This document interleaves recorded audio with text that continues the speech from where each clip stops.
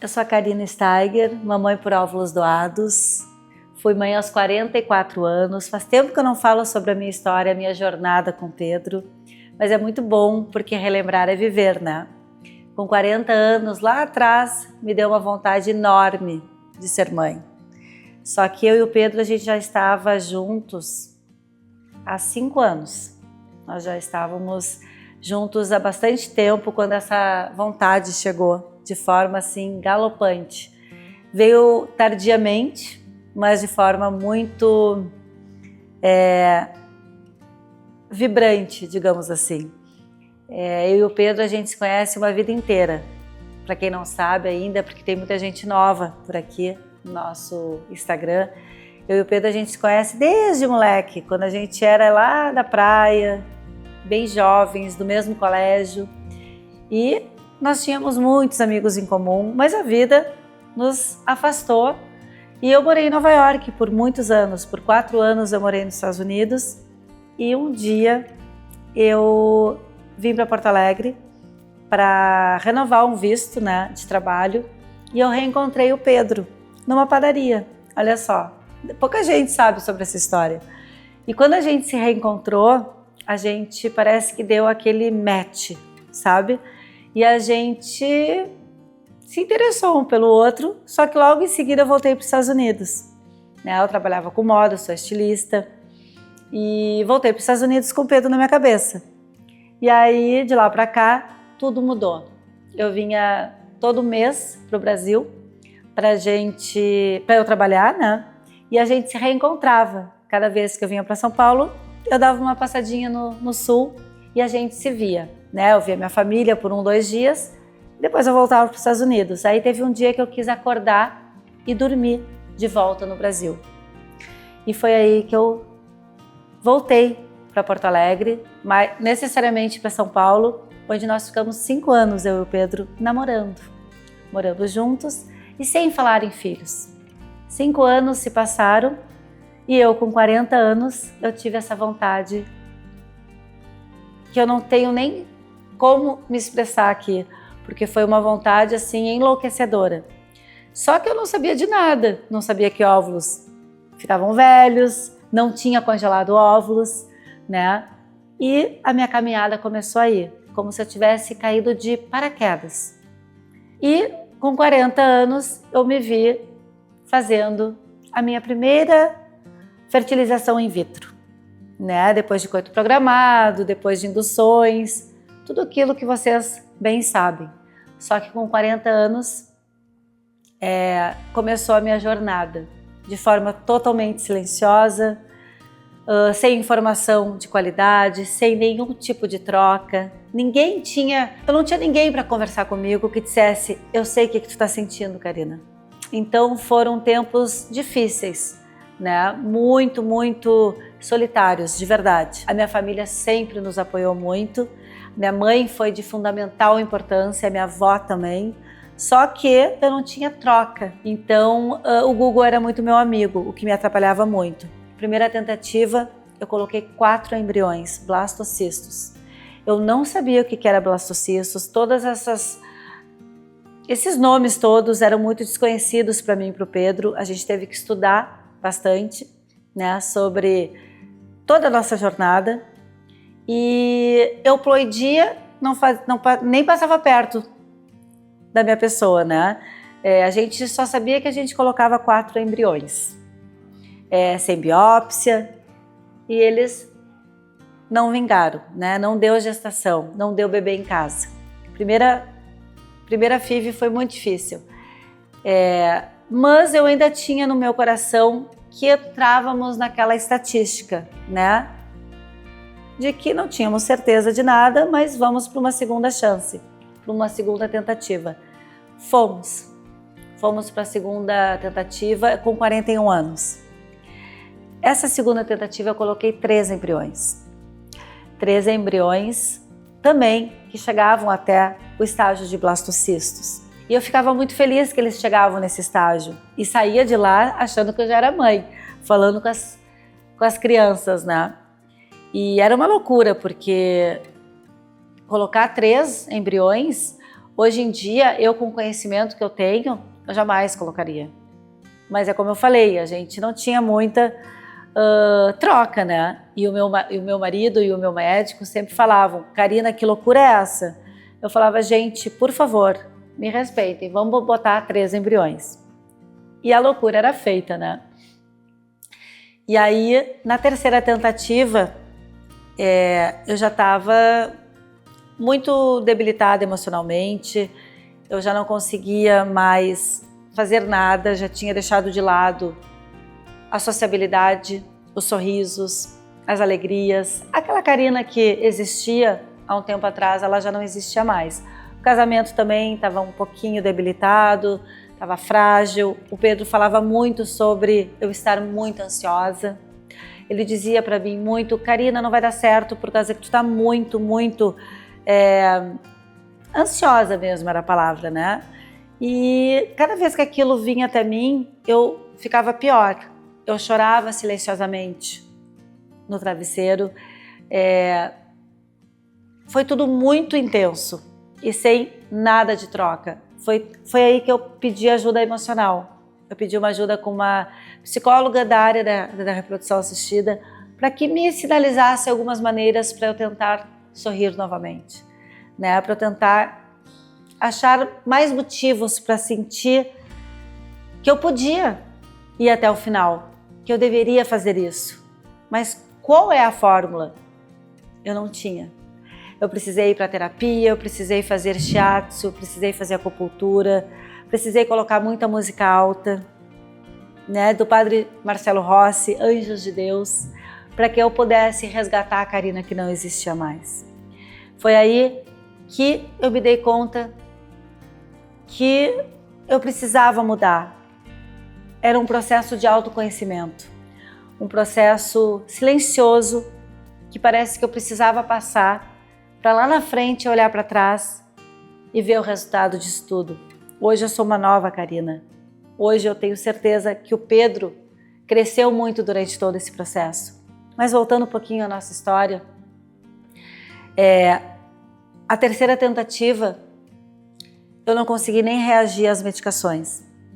Então eu já estava caída no chão. Eu já não conseguia ter forças para subir mais. Porque eu confesso para vocês que entre a segunda e a terceira tentativa, eu fiquei com medo. Eu fiquei com medo de não dar conta, fiquei com medo de não conseguir gerar. Porque ser mãe eu sabia que eu ia ser, porque tem a adoção, que é outra linda forma de gerar amor, só que eu fiquei com medo de não conseguir gerar meu filho. E quando lá atrás veio essa vontade para ser mãe, veio essa vontade de sentir os chutinhos, de passar por toda uma gestação. Então eu fiquei com medo de não conseguir ter esse barrigão. E foi pela primeira vez na vida que eu senti um medo muito grande e de não ter, eu não tinha como dar conta disso sozinha, porque não dependia só de mim. Dependia de um processo de fertilização in vitro que a gente não tem garantias. Então, foi complicado. Foi complicado e aí, nessa terceira tentativa, eu não consegui reagir às medicações e eu falei para o meu médico, para o Pedro, que eu precisava de um tempo. De um tempo para reavaliar tudo isso, para botar todos os meus sentimentos em ordem, elaborar todo esse processo de lutos. Porque são vários lutos, né? Isso que eu não sabia que o maior luto estava para vir, né? Que é a ovorecepção, que eu ainda não tinha sido apresentada. Mas eu falei para o meu médico que eu precisava de um tempo. E tá tudo certo. Por isso que eu digo, o tempo, esse que eu precisei, foi a melhor coisa que eu fiz. Eu realmente comecei a cuidar de mim novamente. E eu vi que eu sim ia dar conta. E que eu precisava ir com medo. Eu precisava ir com medo. Porque o medo faz parte de qualquer jornada. E isso eu garanto. Porque não existe tentante sem medo. Não existe tentante sem culpa. né? Por que eu não congelei meus óvulos antes? Por que isso? Por que aquilo? Sempre vem a culpa. Então foi aí que eu parei tudo. Fiquei 6 meses sem falar sobre o assunto, fazendo coisas que fazia tempo que eu não fazia. E depois de 6 meses veio essa vontade novamente de recomeçar. Juntei todas as minhas forças, renovei minhas esperanças e eu e o Pedro a gente foi atrás de novos caminhos para reescrever a nossa história. Porque o novo assusta, né? Mas eu precisava de algo novo. Eu precisava de algo que me trouxesse uma oportunidade real. Porque com 43 anos, depois de 4 anos tentante, eu não tinha mais como continuar com meus óvulos próprios. Eu precisava realmente de uma esperança real. E aí a ovorecepção veio até nós. E com olhos de muita gratidão, eu disse sim a essa linda forma de gerar amor que trouxe para os meus braços meu maior amor. O meu amor que se chama Henrico. Esse menino lindo que foi muito desejado, que foi muito amado e que todos os dias me dá a certeza de que eu faria tudo de novo. E hoje eu sou uma rede de apoio. Através da minha vivência e do Pedro, nós encurtamos caminhos para vocês. Nós transformamos vidas, né? Então, isso é o nosso propósito de vida. Isso faz com que a gente tenha a certeza que Papai do Céu lá em cima sabe de tudo. A hora certa, ela chega. A gente às vezes não entende, às vezes a gente quer acelerar o processo, mas tudo tem a hora certa. Quando eu fui para Valência, não tinha grana para ir. A gente estava com barreira financeira. E é através dessa nossa vivência que nós vivemos, que quase nos impossibilitou para ter o nosso Henrico, a gente criou o Ninho do Solidário, que é acessibilidade e inclusão. Então, eu sou uma entusiasta do assunto, palestrante, me tornei referência nacional sobre inclusão e acessibilidade, ovorecepção, congelamento de óvulos, todas as formas de gerar amor, que eu chamo de tratamento de fertilização in vitro. Nós trabalhamos com todas as configurações familiares, porque a gente acredita que sim, a gente pode fazer a diferença na jornada de vocês. Então a ovorecepção, ela chegou até nós para transformar nossas vidas, para tirar a culpa dos meus ombros, para eu ver que era essa a nossa receitinha do nosso bolo e que está tudo certo.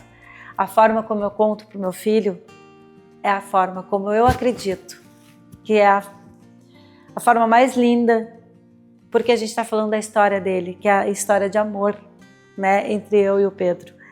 Então, se vocês têm alguma dúvida sobre como vocês vão gerar, acreditem que existem muitas maneiras disso acontecer. A gente precisa de informação, de rede de apoio, de direcionamento, de alguém que segure a mão de vocês e diga, estamos juntos. E essa pessoa, que pode ser eu, pode ser outra pessoa qualquer, tem que ajudar. E vocês filtrem quem não ajuda, porque na minha época eu sofri algum preconceito, sim. Eu tive pessoas dizendo, tá, mas vocês estão pedindo ajuda nacionalmente para ter um filho? Ajuda financeira? E vocês vão ter como um filho se vocês não têm dinheiro para isso? Então essas pessoas a gente filtra, a gente deixa para trás, porque para atrapalhar tá cheio de gente, né? Agora eu quero ver essa mão que estende para vocês.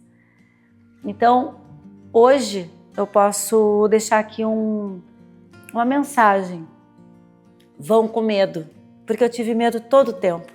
Só que eu me entreguei. Eu me entreguei porque eu sabia que algo muito bom ia vir. Eu tinha em mente que a ovorecepção ia trazer o meu filho para os meus braços e ela trouxe na primeira tentativa. Né? Nós chegamos da Espanha grávidos e muito felizes, radiantes, e por isso eu me tornei uma entusiasta do assunto. né, e pioneira em falar sobre ovodoação, ovorecepção no Brasil. E hoje eu tenho muito orgulho de falar que eu sou receptora de óvulos e doadora de embriões. Isso mesmo. Eu fico muito feliz porque eu fui ajudada, né? Então, hoje eu poder doar embriões é uma forma de eu retribuir o que a minha doadora fez por mim, né? Essa doadora anônima, que só tenho gratidão por ela e agradecimento por ela ter sido generosa, por ela ter ajudado eu e o Pedro a gente aumentar a nossa família. Bom, agora eu faço um convite para vocês que ainda não assistiram todos os episódios do Diário de uma Tentante. Tudo é para vocês, é pensado em todos os detalhes. Então assistam, porque essa individualização que a gente traz nos casos reais traz inspiração para vocês. E quem sabe vocês não vão ser inspirações para outros casais no futuro. O Diário de uma Tentante, o Cá Entre Nós Fertilidade, ele está aqui para vocês usufruírem, para vocês tirarem dúvidas e ver que vocês não estão sozinhos, que muitas pessoas já passaram por esse processo ou estão passando por esse processo que nem vocês.